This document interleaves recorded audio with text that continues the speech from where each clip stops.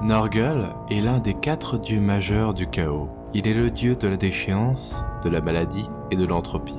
Il est souvent représenté comme ayant une apparence maladive, avec la peau recouverte de pustules, de plaies ouvertes, suintant de pus et de maladies. Et malgré cette apparence, il est connu pour avoir une nature joviale, et même, du point de vue de ses serviteurs, bienveillante, à sa manière. Il est parfois surnommé Grand-Père Norgul, et les maladies qu'il crée et propage sont vues comme des cadeaux. De grandes souffrances attendent ceux qui y résistent, mais ceux qui les acceptent reçoivent sa bénédiction, qui prennent la forme de diverses mutations physiques, ce qui les rend généralement bien plus résilients. Ses serviteurs honorent Norgul en honorant la décomposition, faisant partie du cycle de la vie et de la mort, dont le père des pestes est le jardinier. C'est d'ailleurs en partie ce qui l'oppose fondamentalement à son frère Tsench, le dieu du changement. Car le cycle de la décomposition de Norgul se répète constamment de manière inchangée, ce qui est l'antithèse de l'architecte du destin qui représente la constante évolution et le déséquilibrement du statu quo.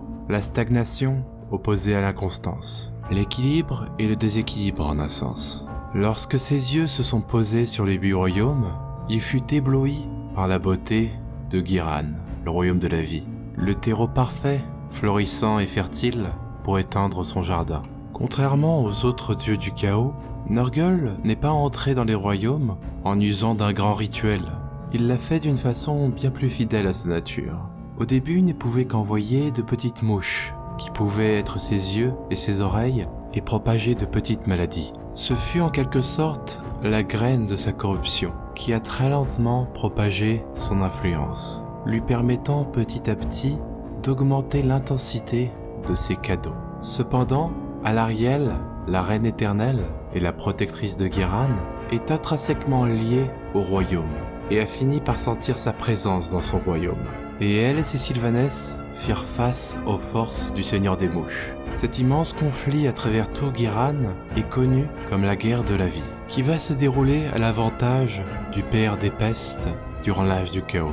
L'un de ces démons, Horticulus Slimux, va même réussir à tuer le conjoint d'Alarielle, Kurnos, le dieu de la chasse, brisant le moral de beaucoup des clans elfes qui le vénéraient, qui commencèrent à fuir vers Azir, laissant les forces d'Alarielle encore plus en sous-nombre, et l'oblige à aller se cacher et adopter une tactique de guérilla, permettant au grand-père Norgul d'assouvir sa domination sur Giran, en corrompant sa nature et ses habitants, qui avaient le choix entre mourir des pestes, être réduits en esclavage ou rejoindre la cause des serviteurs du Seigneur des Mouches. Cependant, les forces sylvanesses restèrent une épine dans son pied durant tout l'âge du chaos, harcelant ses forces constamment avec des attaques surprises suivies de rapides retraites. Leur défiance ne semblait pouvoir être brisée tant qu'Alarielle serait libre. C'est pourquoi il a cherché tous les recoins de Giran pour la retrouver. L'obsession qu'a Norgul avec Alarielle pourrait remonter à bien longtemps.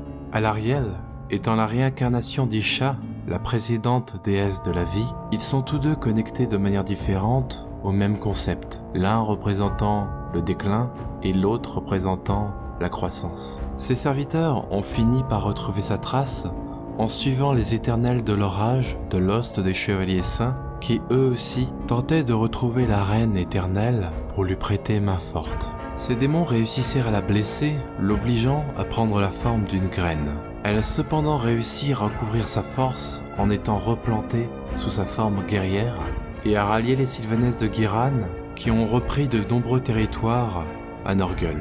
Mais Norgul n'en est pas inquiet.